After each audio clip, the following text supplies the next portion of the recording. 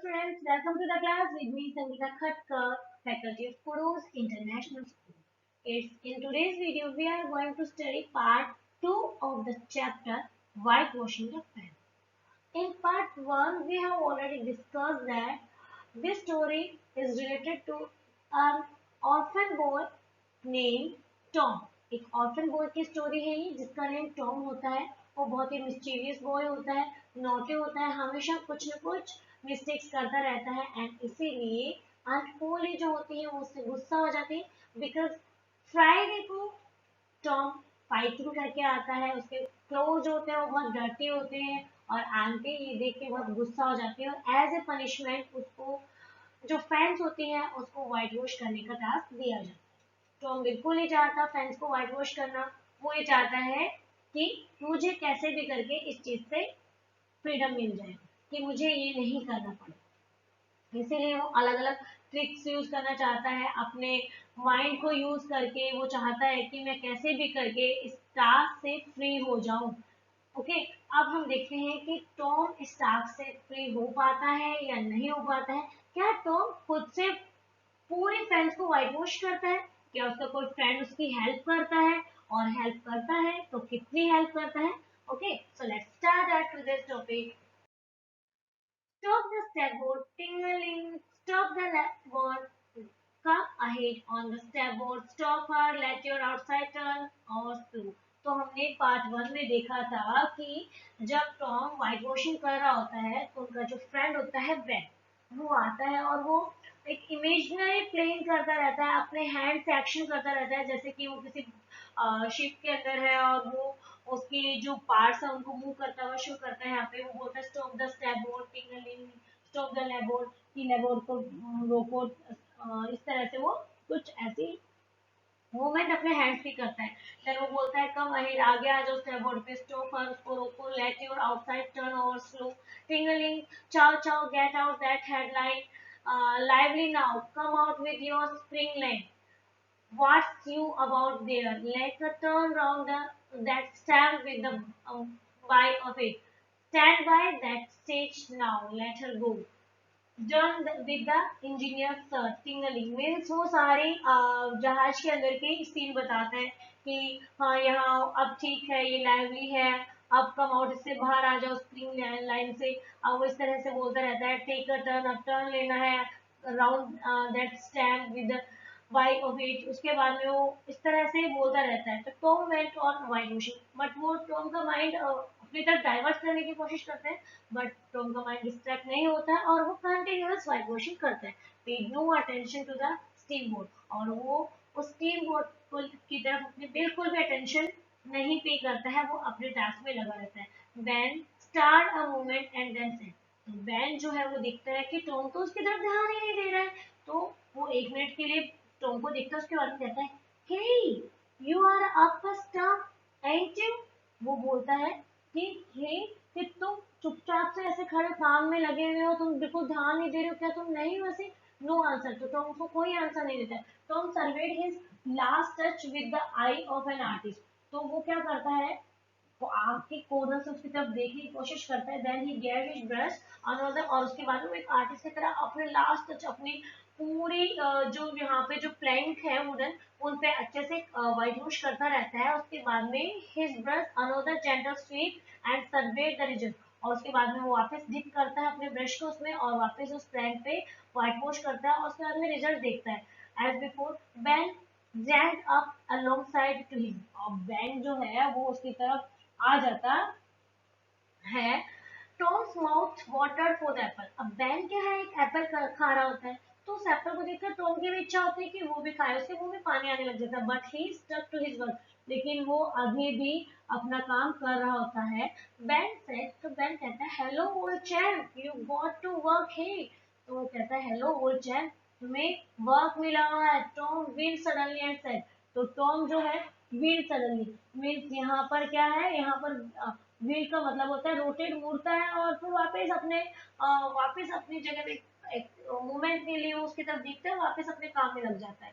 Y it's you Ben, I wasn't noticing. क्यों it's you Ben, I wasn't noticing. तो कहता है say I am going in swimming, कि मैं swimming करने जा रहा हूँ। I am don't you wish you could, तुम्हारी इच्छा नहीं तो मेरे साथ चलो, but of course you would rather work, लेकिन हाँ तुम्हारी भी इच्छा होती तो मेरे साथ चलो, लेकिन अभी तुम्हारा जो वर्क है वो डर्थर वर्क है, मीन्स ड्रंकन पर्सन जैसा वर्क है, वुडंट यू नहीं है, ऑफ कोर्स यू वुड, हाँ तुम्हारा ऐसा ही है, तुम नहीं तो तुम भी चलते, और तुम्हें बहुत सारा वर्क मिला है। Tom contemplated the boy a bit, तो टॉम जो है वो थोड़ी देर के लिए तो बॉय को मतलब कंटिन्यूड अटेंशन के साथ देखते हैं, लाइक गुस्से में उसको देख रहा है। एंड उसके बाद में कहता है Tom, what do you call work, तुम्हारी नजर में वर्क क्या है काम, व्हाई एंड दैट वर्क, और ये वर्क, ये जो मैं कर रहा हूँ तुम क्यों नहीं कर रहे। Tom resumed his white washing, वो कंटिन्यू अपनी व्हाइट वॉशिंग करता है और आंसर करता है केयरलेसली, बिना सोचे समझे वो आंसर भी करता है, well maybe it is and maybe it is ain't, all I know is it suits Tom Sawyer, की कहता है कि ये जो वर्क मैं कर रहा हूँ ना, जितना मैं जानता हूँ ये सिर्फ टॉम को ही सूट करता है। Oh come now, you don't mean to let on that you like it, कि वो कहता है ओ कम ऑन की ऐसा नहीं है, यू डोंट मीन तुम्हारा मतलब ये नहीं है, to land on that you like it, the brush continue to move, तो कहता है कि सॉरी उसके बाद में तो टॉम का जो ब्रश है वो कंटिन्यू मूव होता रहता है, मीन्स टॉम कंटिन्यूस अपने व्हाइट वॉशिंग के वर्क को करता रहता है। Like it well I don't see why I ought to like it, does a boy get a chance to white wash a fence every day, वो कहता है like it पसंद नहीं है, वेल ठीक है, आई डोंट सी मैंने नहीं देखा, why I ought to like it, कि किसी को भी ये व्हाइट वॉशिंग का काम दिया जाए वो पसंद करे, क्या एक बॉय को चांस मिलता है फैंस को रोज व्हाइट वॉश करने का, that put the thing in a new light, अब वो एक चीज बोलते हैं उस समय चीजें बिल्कुल चेंज रहती है। Ban stop nibbling his Apple, क्योंकि टॉम ने कुछ अलग ट्रिक में उसको ये बात बोली, तो जो बैन है जो कि एप्पल खा रहा होता है वो उसको निबलिंग को करना बंद कर देता है। टॉम स्विफ्ट हिज ब्रश डेंटली, लेकिन टॉम जो है वो अपने ब्रश को कंटिन्यू, डेंटली मतलब सुंदरता से, बहुत ही बारीकी से, बहुत ही प्यार से वो बैक एंड फोर्थ आगे पीछे मूव करता रहता है, ऊपर नीचे, stepped back to note the effect, added a touch here and there, और वो क्या करता है मतलब अपना इफेक्ट जमाने की कोशिश करता रहता है, और इधर उधर जहां पर भी उसको जगह दिखती है वहां वो टचिंग करता रहता है, वहां वो कर्विंग करता रहता है। Criticize the effect again when watching every moment, अब वो क्रिटिसाइज मतलब आलोचना उसमें कमियां निकालते रहते हैं इस इफेक्ट के अंदर, और बैन वॉच करता रहता है every moment and getting more and more interested, और जब वो टॉम को व्हाइट वॉशिंग करते हुए देखता है, उसके मूवमेंट देखता है, तो उसको और मजा आता है, उसको लगता है कि वो सॉरी उसको और इंटरेस्ट आता है, मोर एंड मोर एब्जॉर्ब, और ज्यादा देखेगा और उसका इंटरेस्ट और बढ़ जाता है। प्रेजेंटली ही सेड, और एंड में वो ये कहता है, से Tom let me white wash a little, क्या तुम मुझे भी थोड़ा सा व्हाइट वॉश करने दोगे। Tom consider was about to consent, but he alerted his mind. Tom भी यही चाहता था कि कोई उसको बोले, बट वो क्या करता है, अलर्टेड करता है अपने माइंड को, मतलब वो थोड़ा सा चेंज करता है कि नहीं, थोड़ा सा भाव खाएगा, मीन्स वो थोड़ा सा अपना जो है वो दिखाना चाहता है कि नहीं नहीं मैं नहीं दूंगा, ताकि वो डिमांड उसकी बढ़े।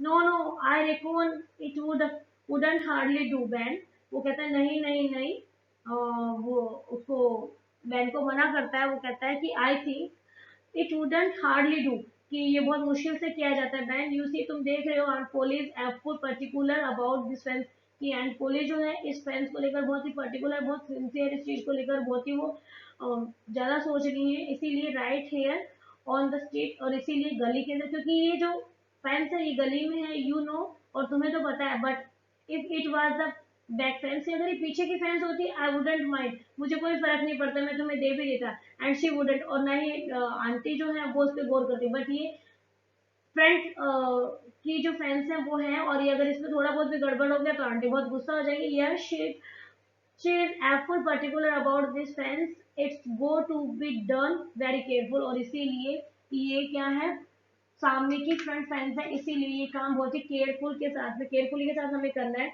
आई reckon there ain't one boy, और मैं ऐसा सोचता हूँ कि यहाँ पे मैं ही एक अकेला बच्चा हूँ, थाउजेंड्स के अंदर, मे बी 2000 के अंदर भी एक सिंगल ऐसा पर्सन मैं उनको मिला हूँ that can do it the way it got to be done, जिसको सेलेक्ट किया गया है इस काम को करने के लिए, जो मैं ही अकेला ऐसा हूँ जो इस काम को कर सकता है जैसे इसको किया जाना चाहिए।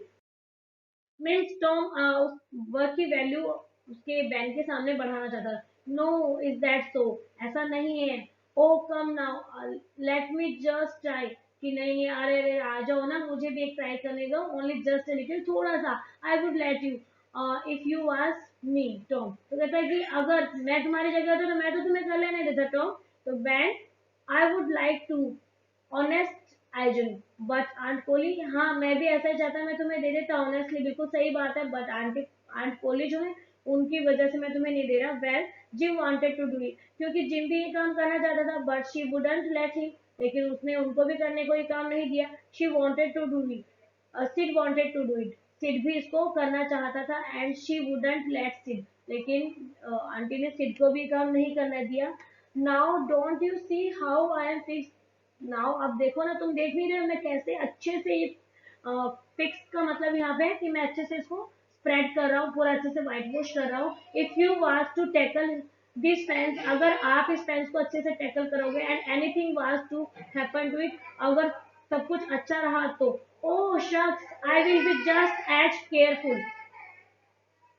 अब आगे बताते हैं, oh shucks I will be just as careful, कि मैं बहुत ध्यान रखूंगा। नाउ लेट मी ट्राई, मुझे ट्राई करने दो। Say I will give you the core of my apple, मैं ना मेरे एप्पल का पार्ट तुम्हें दूंगा।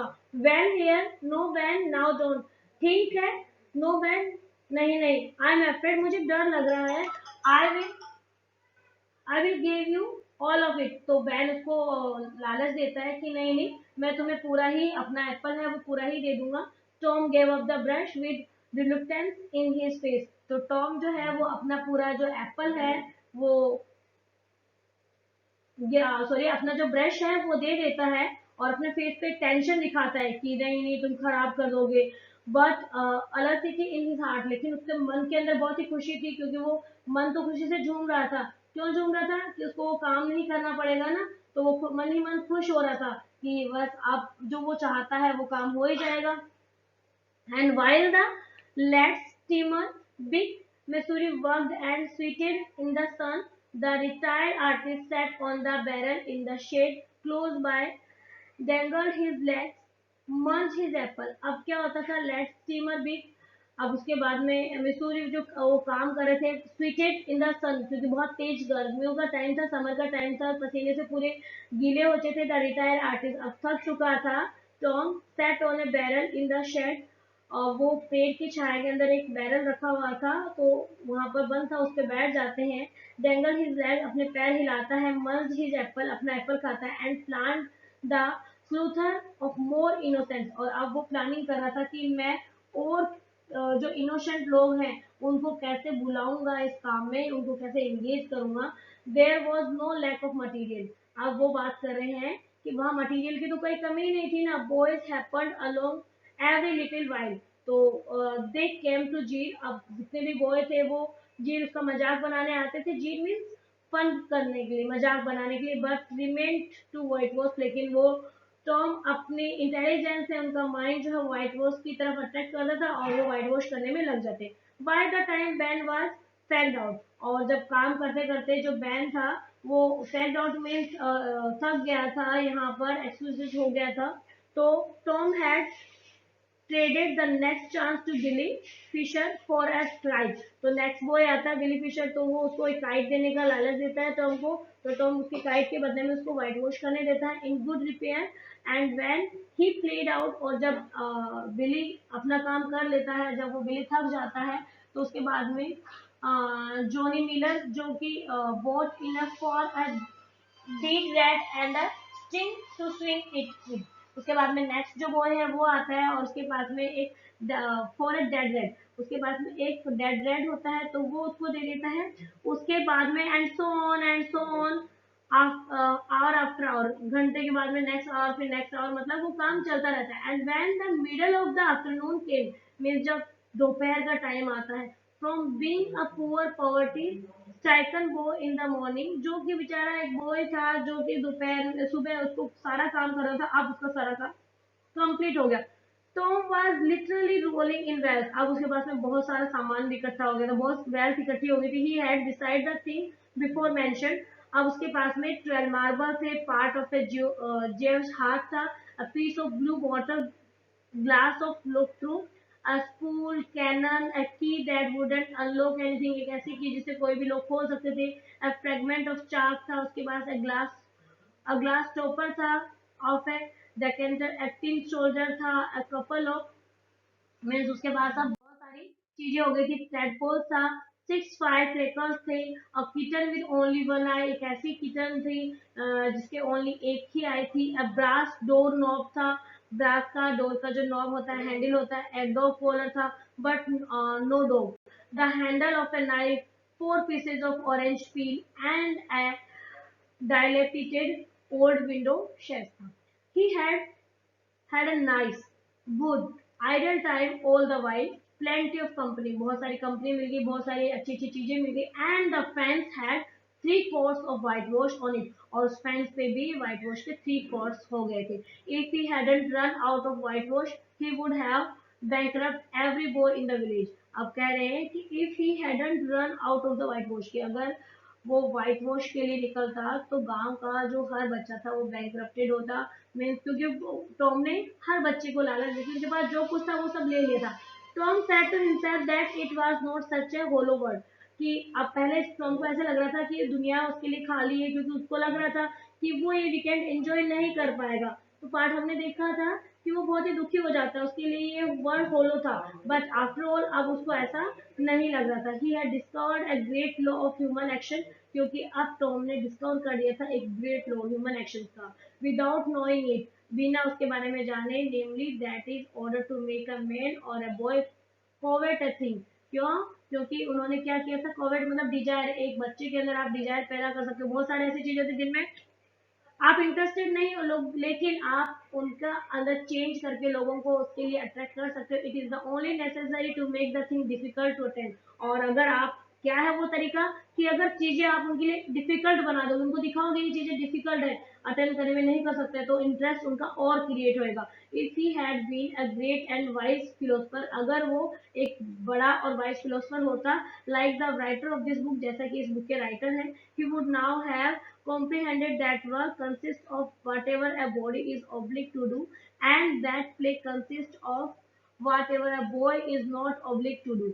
अब यहाँ पे बता रहे हैं कि जैसा कि इस जो चैप्टर है उसके बारे में बताया कि किस तरह से उन्होंने इस चीज को कॉम्प्रिहेंड किया है, किस तरह से इस चीज को उन्होंने समझा है, इस पहेली को उन्होंने बुझा दिया है, कि अगर किसी वर्क को आप, किसी टास्क को आप टफ दिखाएंगे तो ऐसा ही हो जाएगा. And this would help him to understand why constructing artificial flower or performing on a treadmill is work, कि किस तरह से अगर अपन कंस्ट्रक्ट करते हैं आर्टिफिशियल फ्लावर और परफॉर्म करते हैं एक ट्रेडमिल के ऊपर वर्क, while rolling 10 pints और climbing Mount Blanc is only amusement. तो कहते हैं कि ये एक अम्यूजमेंट वाली चीजें होती हैं उनके लिए.